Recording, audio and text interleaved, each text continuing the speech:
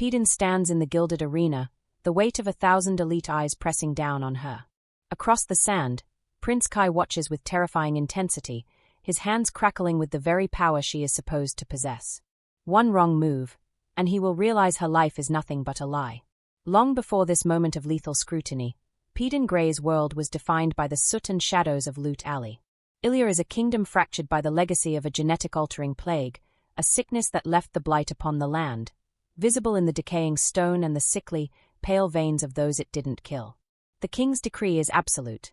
Those with supernatural powers are the elite, while the ordinaries are viewed as a diseased burden. In the slums, the air is thick with the stench of the pillards and the copper tang of fear.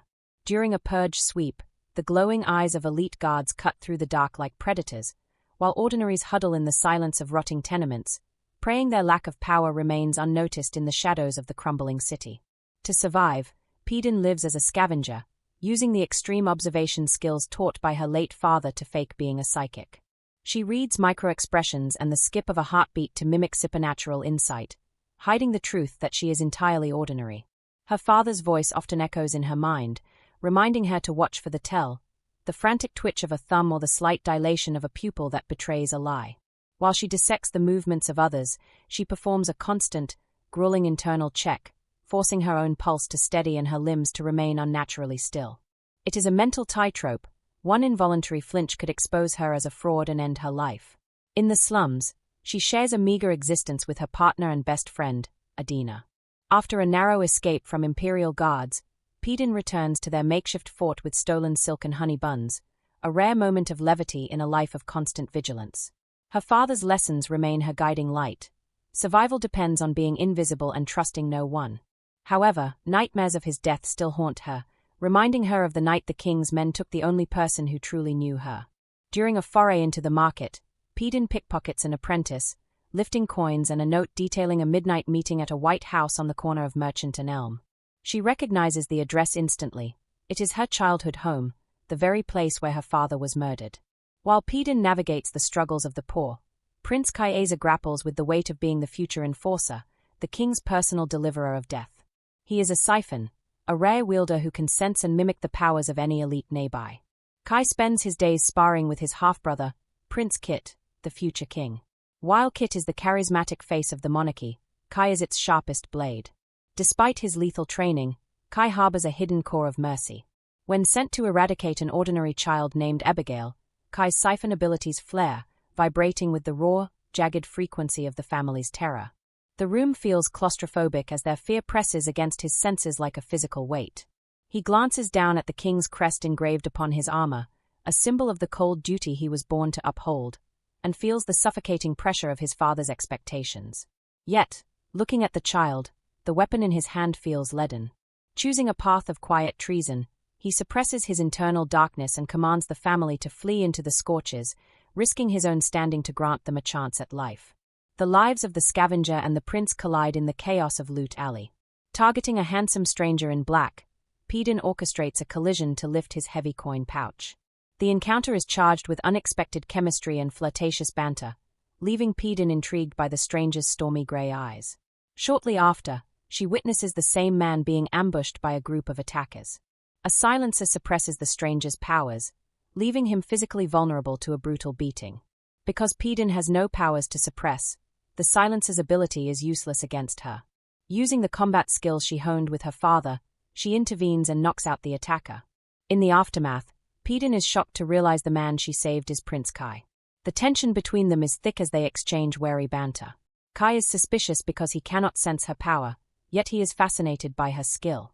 Paedyn maintains her psychic ruse, even correctly reading that Kai has recently been in the scorches, a deduction based on the sand on his shoes and missing guard rotations rather than supernatural vision. Kai leaves her with a heavy gold coin, a token of their encounter that lingers in her mind. Her world is soon turned upside down by a public announcement. Banners throughout the city declare the contestants for the 6th Purging Trials, a deadly competition meant to showcase elite power. To her horror, Paedyn Gray is listed as a contestant alongside Prince Kai, Prince Kit, and the youngest brother, Jax. For an ordinary, the trials are a death sentence. If her secret is discovered by the king or the officials, she will be executed immediately. A tearful farewell follows as Paedyn is escorted from Edina and the only life she has ever known. She is taken to the lavish palace, a place of suffocating luxury that feels more like a gilded cage. After days of isolation intended to rattle the contestants, she is introduced to her rivals. She meets the charming Prince Kit, who greets her with a boyish warmth that stands in stark contrast to his father's coldness. She also encounters other competitors, including Ace, a pompous illusionist, and Blair, a telekinetic noblewoman who views Paedyn with open disdain. The tension of the first part culminates at a formal dinner with the royal family and all the participants. Tables are piled with more food than Paedyn has seen in a lifetime, a bitter reminder of the world she left behind. Across the table, she faces the king, her father's killer, and Prince Kai. As she locks eyes with Kai across the spread of food and finery, the playful spark of their market encounter is gone. In its place is a lethal realization. They are no longer just a savior and a prince, but competitors in a game where only one can survive. The elegance of the royal ball shatters as masked assassins turn a night of celebration into a bloodbath. Amidst the screams, Paedyn is shielded by the very prince sworn to kill her kind. In the chaos, she realizes the greatest danger isn't a blade, it's a heart that is starting to care. Before the blood stained the palace floors, the tension of the Purge Trials began not with a weapon, but with a feast. Paedyn found herself submerged in the suffocating luxury of a royal dinner, staring at mountains of food that felt like an insult to the starving streets of Loot Alley. The opulence was a physical weight, making every bite feel like a betrayal of the life she left behind. Kai, ever observant of her every flinch, sensed the conflict warring behind her eyes.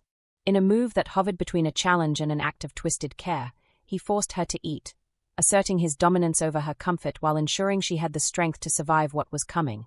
The king, a man who loomed like a shadow over the table, prodded Paedyn about her supposed psychic abilities and her father, forcing her to weave her lies with even greater precision.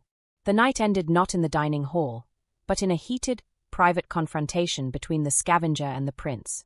The air between them crackled with a rivalry that was rapidly becoming charged with a dangerous, unspoken attraction.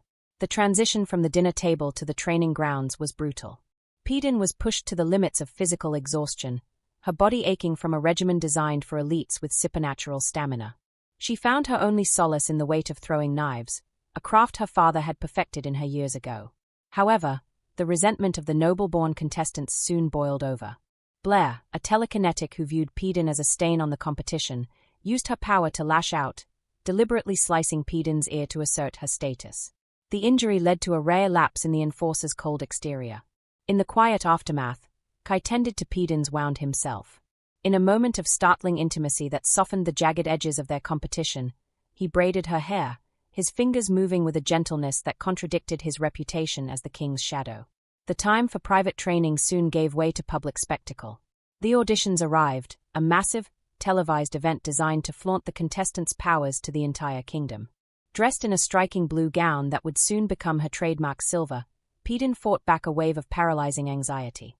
Behind the scenes, she found an unexpected reprieve in Prince Kit. Unlike his brother, Kit offered a genuine, charismatic warmth that momentarily distracted her from the lethal stakes of the day. When she finally took the stage for her interview with the hostess, Tila, Paedyn leaned into the only weapon she had, her wit. She played the crowd with expert timing, mocking Prince Kai for needing to be saved by a slum girl and performing cold readings on audience members. By dissecting their movements and nervous habits, she convinced the kingdom she was a powerful medium. The masses were enthralled, officially crowning her the Silver Savior, though the title felt like a noose tightening around her neck. While Paedyn played the role of a hero, Kai was pulled back into the darkness of his official duties. As the deliverer of death, he was forced to spend his hours in the dungeons, extracting information from a rebel named Micah. The blood on his hands felt heavier than usual, and the guilt of his role began to fester. Even his own mother offered no comfort, criticizing his disheveled, gore-stained appearance and reminding him of his duty to remain a pristine symbol of power. Seeking an escape from the echoes of the torture chamber, Kai sought out Paedyn in the training arena. Their subsequent sparring match was a dance of blades and hidden intentions. Paedyn's agility forced Kai to use his siphoned abilities just to keep pace, yet he found himself instinctively holding back, unwilling to truly hurt her. The playfulness died when Paedyn drew a knife, demanding he treat her as a true threat in the trials. They left the floor with a newfound mutual respect, two predators recognizing one another in the dark. As the grand ball approached, the political atmosphere of the palace grew increasingly volatile. Paedyn found herself pulled toward Kit's kindness, yet she was haunted by the memory of Adina, the friend she had abandoned to the slums. Driven by a desperate need for a piece of home, Paedyn convinced her attendant, Ilya, to smuggle Adina into the palace under the guise of being her personal dressmaker. The reunion provided the emotional armor Paedyn needed to face the elite court. On the night of the ball, the traditional dress code was a sea of imperial green. Paedyn, however, made a defiant statement by appearing in a radiant silver gown crafted by Adina's hand. The visual defiance did not go unnoticed. Blair, fueled by a mixture of jealousy and tradition, attempted to humiliate Paedyn, eventually drawing a blade in a fit of telekinetic rage. Kai intervened instantly, using his own borrowed power to disarm the noblewomen and maintain a fragile peace. Despite the scandal, Kit claimed a dance with Paedyn, his public interest in her sparking a visible, simmering jealousy in Kai that the enforcer struggled to name. The music and the celebration were abruptly cut short. The elegance of the ballroom was shattered as masked members of the resistance, ordinaries who had infiltrated the heart of the palace, launched a coordinated attack. These were not elites with flashy powers, but desperate fighters using physical combat and surprise to overwhelm the high society guests. Panic swept through the hall as the assassins targeted the royal family and the contestants alike. Kai instantly shifted into his role as a protector, but his focus was singular. He shielded Paedyn from a lethal blade, putting his body between her and the threat despite the orders that defined his life. In the midst of the carnage, a rift opened between the royal brothers. Kai and Kit stood amidst the falling silk and spreading blood, locked in a heated standoff. While Kit's pride demanded he stand and fight as a future king, Kai pleaded with his brother to prioritize his safety and flee. As the resistance closed in, Kai turned to face the wave of attackers, his hands ready to unleash the very death he was born to deliver, while Paedyn stood in the center of the storm, the silver of her dress becoming a target in a world that was rapidly burning down around her. The Murmur's forest doesn't just kill, it deceives.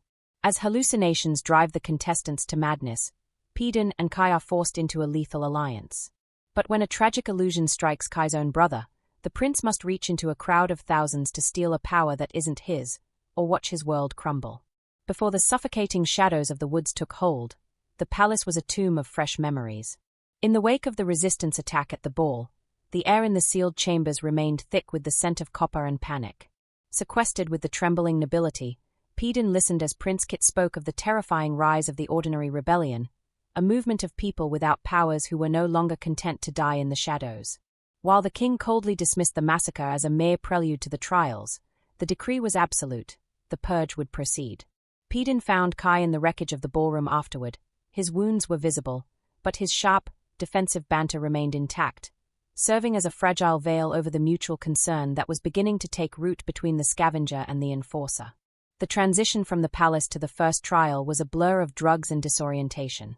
The contestants were dropped into the Murmurs, the Whispering Wood, a decaying, sentient forest where the very trees seemed to breathe shadows and the air was heavy with the scent of the blight. The rules were simple but brutal. Every competitor wore a leather bracelet, and victory required taking them by any means necessary. Floating mechanical eyes known as voeurs drifted through the canopy, their cold, glass lenses broadcasting every drop of blood and every moment of agony to a hungry kingdom. Kai was quickly forced into a savage skirmish with his rival, Braxton, emerging victorious but badly burned, a grim reminder that the forest was just as lethal as the contestants stalking through it. For Paedyn, the Murmurs were a psychological gauntlet. Without elite powers to shield her mind, the forest's natural toxins and the crushing isolation began to tear at her sanity. Starving and alone, she suffered vivid hallucinations that weaponized her past and her fears. She saw a ghostly, starving version of her younger self and a vision of a dead Prince Kit rotting in a pond. Amidst this mental fracturing, she was ambushed by Ace. An illusionist of cruel intent, he masked his movements with shadows, leaving Paedyn with a deep, agonizing physical wound before she managed to slip away into the darkness, bleeding and delirious. Stumbling toward the flickering light of a distant campfire, Paedyn's strength finally failed. She collapsed, but she didn't hit the forest floor. In a moment that shattered his enforcer persona, Kai caught her. The cold, lethal prince vanished, replaced by a frantic young man who realized the Silver Savior was dying in his arms. For the first time, he stripped away the titles and the pretenses, calling her by her true name as he desperately fought to keep her soul tethered to her body. Using a healing potion and a suture kit provided by a nameless sponsor watching the broadcast, Kai painstakingly sewed Paedyn's wounds. As she drifted through a haze of pain and consciousness, their dynamic shifted irrevocably. They were no longer predator and prey. They were two broken souls finding a strange, dangerous intimacy in the heart of a nightmare. Paedyn revealed that Ace had been her attacker, sparking a protective rage in Kai that he couldn't quite suppress. They traded fragments of their lives, Kai grappling with the morality of the violence he was born to execute, and Paedyn finding herself trusting the very man the world saw as her natural enemy. When Paedyn finally awoke, she found that Kai had chosen not to take her bracelet. They formed a fragile alliance, a pact of survival that transcended the rules of the king's game. When a pack of wolves descended upon their camp, they fought as a single, synchronized unit, Paedyn pushing her wounded body to the limit with her bow while Kai acted as her shield. Afterward, the roles reversed. Paedyn treated Kai's burns using the practical, grounded skills her father had taught her. It was a moment where the ordinary world saved the elite, solidifying a bond forged in shared pain and a mutual refusal to play by the king's rules. As the days bled into one another, the survivalist struggle took on a surreal sense of domesticity. By the warmth of the fire, the walls between them continued to crumble.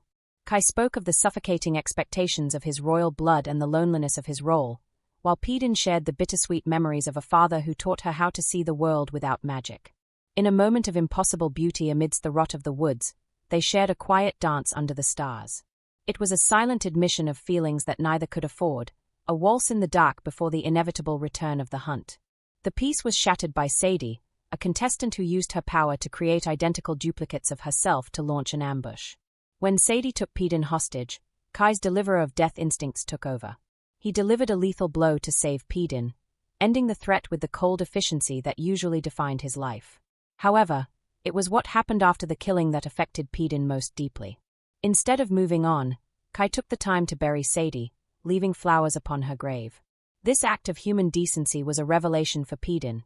It proved that Kai was not the unfeeling monster the kingdom, and perhaps even he himself, believed him to be. He was a man forced into a monstrous role, still grasping for his own soul. The final day of the trial arrived with a cryptic message from a voyeur, directing the remaining contestants to the forest's edge. They reunited with Jax and Andy, but the path to the exit was a gauntlet of desperate violence. As the sun began to rise over the trees, the trial reached a tragic, chaotic climax. Caught in the center of one of Ace's most devastating illusions, Kai's senses were manipulated until he couldn't distinguish friend from foe. In a moment of horrific confusion, he struck what he thought was a killing blow against an enemy, only to realize he had run his blade through his own brother, Jax. Crushed by a wave of self-loathing and panic, Kai realized he lacked the natural healing power to mend the damage he had done. In a frantic, public display of his siphon ability, he turned toward the voyeurs and the stadium visible at the forest's edge. He reached out into the watching crowd of thousands, borrowing the raw, golden power of a nearby elite healer through sheer force of will. He used the stolen energy to stitch Jax's life back together, his hands glowing with a power that wasn't his to keep. As the sun finally crested over the horizon, the trial came to an abrupt, staggering halt. Kai stood over his brother, his chest heaving as the borrowed power dissipated from his veins.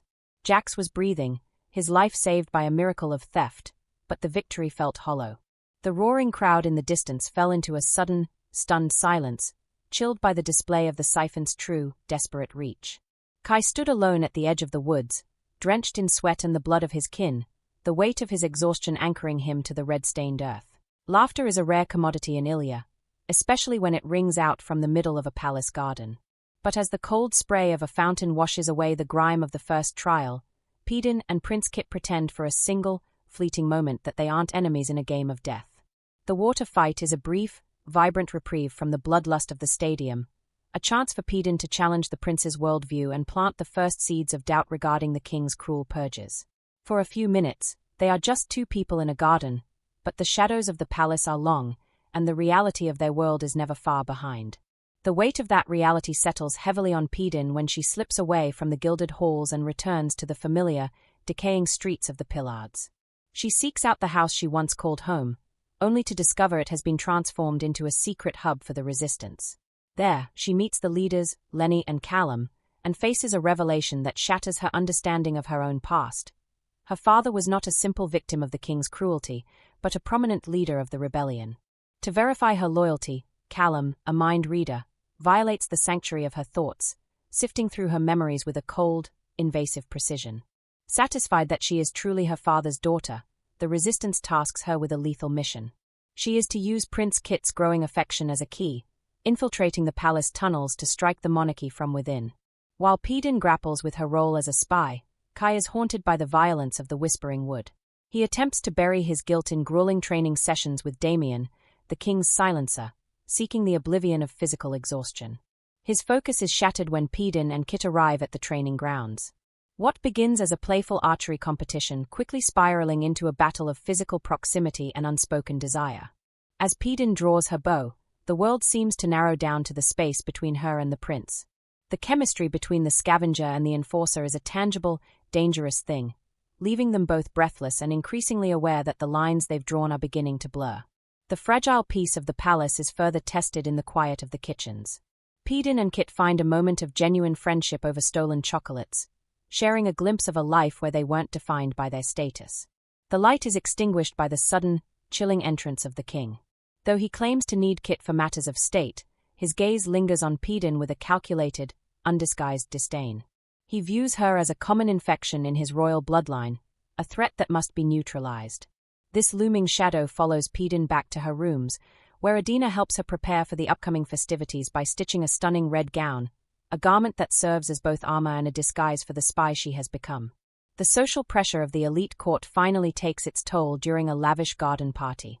Surrounded by the very people who would see her dead if they knew her secret, Paedyn is overcome by a claustrophobic panic attack. In the suffocating grip of the crowd, it is Kai who senses her distress. He pulls her into the shadows of the garden, his enforcer mask slipping to reveal a man who truly sees her. In a moment of startling intimacy, he helps her find her breath by loosening the laces of her gown, his hands steady against her trembling skin. As he walks her back to her room, he admits a truth that complicates everything. He could get used to playing the gentleman for her, if only their world allowed for such a fantasy. Amidst the forced joy of the festivities, the royal brothers share whiskey and memories, but the conversation inevitably turns dark. Kai confesses a heavy secret to Kit, the memory of the ordinary child he spared in the slums. This admission of internal rebellion mirrors the path Paedyn is walking, yet it also highlights the rift growing between the brothers. They are both captivated by the same girl, a realization that simmers beneath the surface as an impromptu arena brawl is announced to entertain the guests. Paedyn is thrust into a match against Blair Archer, the powerful telekinetic who has targeted her since her arrival. Without any powers of her own, Paedyn relies entirely on the combat agility Kai taught her.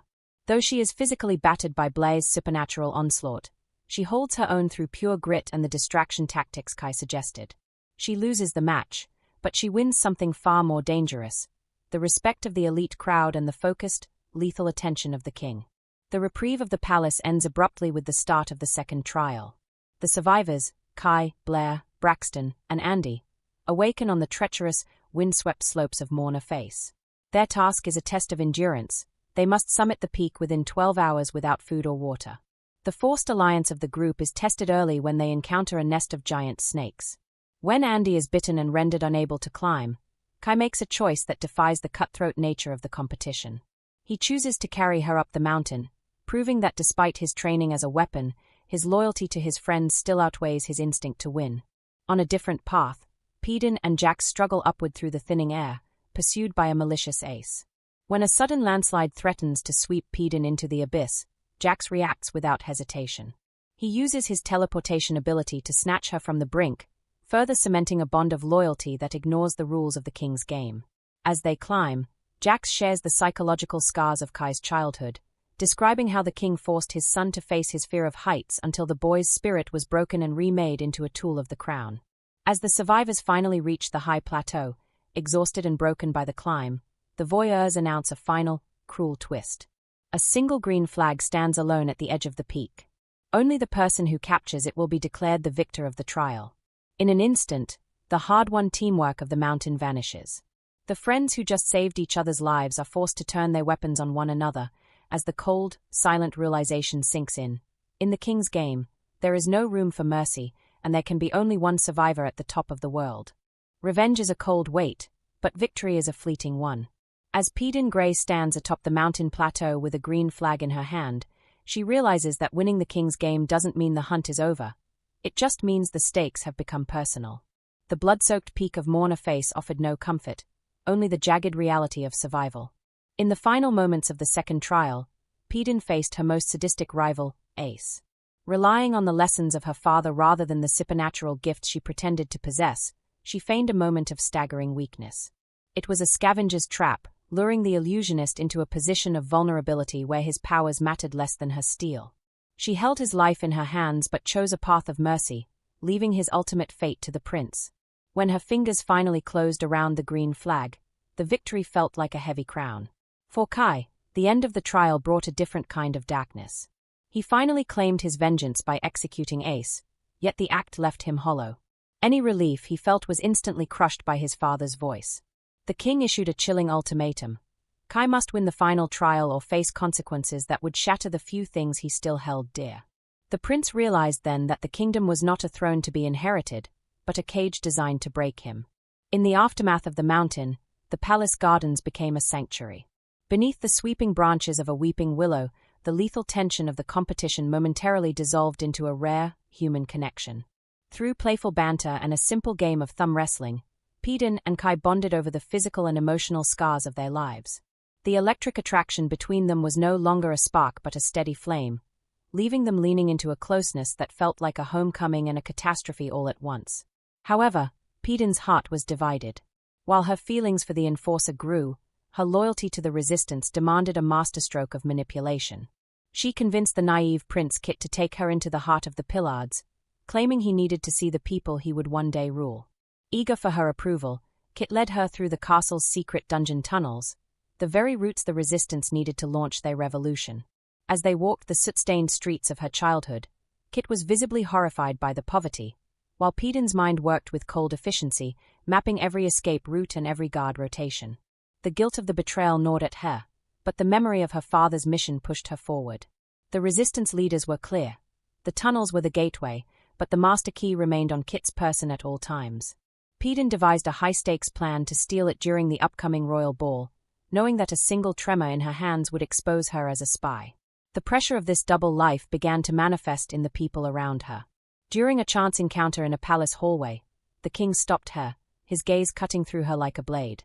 He reminded her that she was nothing more than scum infecting his court, a warning that the shadow of the crown was always watching. The psychological toll on Kai was even more severe, manifesting in a horrific nightmare. In the dark of his rooms, he saw a vision of the palace halls slick with blood. In this nightmare, he found Paedyn dying, her life slipping away in a pool of crimson while she offered him a haunting, final smile. He watched helplessly as the only person who made him feel human succumbed to the very violence he was born to execute. The screams from his night terror drew Paedyn to his side. In the disoriented, raw aftermath of the dream, the enforcer's mask fully shattered. Kai was no longer a weapon of the state. He was a man terrified of losing the girl standing before him. The walls they had built against one another finally collapsed. For the first time in years, Paedyn felt a profound sense of safety as she crawled into bed beside him, offering the silent comfort of her presence. That night marked a point of no return. They were no longer just competitors or natural enemies. They had chosen each other in the dark, a silent pact made before the world could tear them apart. The morning brought a heavy, flirtatious tension. Kai watched her sleep, grappling with the impossible irony that he was biologically wired to hunt her kind. Their banter over breakfast was weighted with unacknowledged desire and the looming shadow of the ball. As Paedyn prepared for the evening, Adina draped her in a gown that felt more like a uniform for a thief than a dress for a lady. The grand ball was a whirlwind of practiced deception.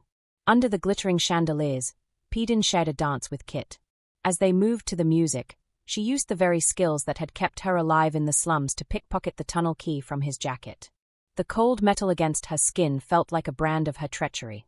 When she later met Kai on the dance floor, the physical pull between them was suffocating. The heat of his hand on her waist and the intensity of his gaze forced her to flee the ballroom, her composure fraying under the weight of her secrets. She sought refuge in the gardens as a torrential downpour began to wash over the palace. Kai followed her into the rain, the world of trials and kings disappearing behind the curtain of the storm. They stood together in the drenching cold, the formal labels of prince and scavenger stripped away by the elements. In a moment of startling tenderness, Kai reached into his coat and produced a small, delicate flower, a myosotis, the the forget-me-not. It was a symbol of remembrance, a silent plea to hold on to the memory of this moment when the world inevitably turned to fire. They stood on the precipice of a kiss, their breath mingling in the damp air as the physical longing reached its breaking point. But the promise of the moment was interrupted by the chilling reality of their lives. The rain continued to fall, soaking the myosotis in her hand, as the first light of dawn began to creep over the horizon. The third trial was beginning, and the love they had found in the shadows was about to be tested by the light of a kingdom that demanded blood. The final trial was never meant to be won, it was meant to be survived. In the shifting green heart of the bowl, the silver savior finds that the greatest monsters aren't the ones in the maze, they are the ones watching from the throne. The fragile peace of the rain-drenched gardens is shattered by a cold, royal interruption. The king's arrival breaks the almost kiss between Paedyn and Kai, his voice a serrated blade that mocks their connection. He sneers at the siphon for finding comfort in a scavenger, fueling a protective, silent rage in Kai that threatens to boil over. There is no more time for whispers or flowers. The atmosphere of Ilya shifts from the decadent ball to the electric, blood-hungry tension of the coop. This final challenge offers no drugs to dull the senses and no shackles to restrain the flesh, only an invitation into a nightmare. The competitors are thrust into a vast, shifting labyrinth, a living entity controlled by the gardeners who manipulate the foliage like puppeteers. The king's mandate is a chilling finality: reach the center and eliminate a criminal. As Paedyn enters the green walls, the paths constrict with a claustrophobic intent. A brutal trap ensnares her foot, the metal teeth biting deep into bone and sinew. Blooded and limping, she refuses to yield, her spirit remaining unbroken even as the maze attempts to swallow her whole. Deep within the shifting hedges, Kai faces a confrontation that tears at the remains of his soul. He encounters his cousin, Andy, but she is no longer the girl he knew. Transformed into a primal, predatory jaguar by the madness of the trial, she hunts him with lethal instinct. To survive the family he loves, Kai is forced to become the very thing attacking him. He siphons the primal essence and shifts his own form into a jaguar, leading to a visceral, heart-wrenching battle between kin. In this moment of absolute desperation, Kai finally harnesses his true gardener abilities. He feels the pulse of the earth in his veins and the weight of the labyrinth in his hands. With a roar of raw power, he tears down the walls of vines and thorns, causing the maze to crumble and wither beneath his touch as he races toward the center. The emotional heart of the trial breaks when Paedyn finds the one person who anchored her to her humanity.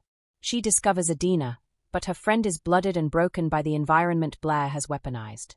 In a horrific moment of chaos, a twisted, sharpened branch pierces Adina's chest. As the light fades from her eyes, Adina offers a final, bittersweet smile, her last breath spent asking Paedyn to promise to wear her cherished green jacket, the one piece of home they had left. The silver savior dies in that moment. The girl who sought survival is replaced by a vengeful ghost. The crowd's jubilant cheers for the victor, Blair, are cut short by screams of genuine terror as the sky turns to ash. The resistance has arrived. Led by Callum, the rebels invade through the very tunnels Paedyn mapped, their true identities revealed to the shocked elites. Using museleurs, the muzzlers, to suppress supernatural gifts, the resistance strips the monarchy of its godhood. The king and the princes find themselves suddenly, terrifyingly ordinary. Amidst the suppression, Kai discovers a hidden reservoir of strength. He seizes the museleurs' own energy, turning the stolen power against the device to shatter his own chains. As the arena descends into a slaughterhouse, Paedyn slips away into the palace. She has a blood debt to settle and a jacket to retrieve. In a cold, silent hall, Paedyn finally corners the king. He taunts her even as his life hangs by a thread, spewing a ruthless ideology that justifies the purging of her kind. As they duel with steel instead of magic, the king drops a truth that shatters Paedyn more than any blade ever could. He reveals that years ago, under his direct command, it was Kai, the boy she loved, the prince who held her in the dark, who executed her father. The revelation is a total destruction of her trust. Fueled by a decade of grief and the fresh agony of Adina's death, Paedyn turns the king's own blade against him. She plunges her father's dagger into his heart, watching the life drain from the man who ruined her world. The palace is a tomb of fire and rain as Paedyn attempts her final escape. She is intercepted on the rooftops by Kai. The recognition between them is instant and agonizing. As she looks at him, she no longer sees the boy who gave her a flower. She sees the executioner who took her father. Kai is a man divided, torn between his duty to his murdered father and his love for the girl with the dagger. Despite his title and the blood on his hands, he cannot strike her down. He watches her, his heart breaking in the downpour, and urges her to run. He promises her that the next time they meet, he will not be so lenient. He will be the hunter the king raised him to be. Kai is left to mourn over his father's body, realizing that the crown now rests on the head of his brother, Kit. Meanwhile, Paedyn stumbles through the dark forest beyond the palace walls.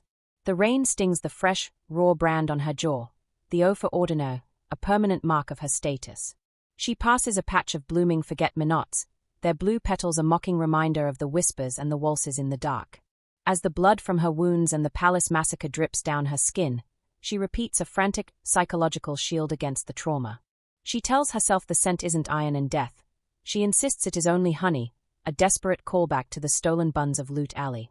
She flees into the night, a girl defined by vengeance, leaving behind a prince who has donned the mask of the executioner for a new king. In the end, they were exactly what the world told them they were, a hunter and his prey.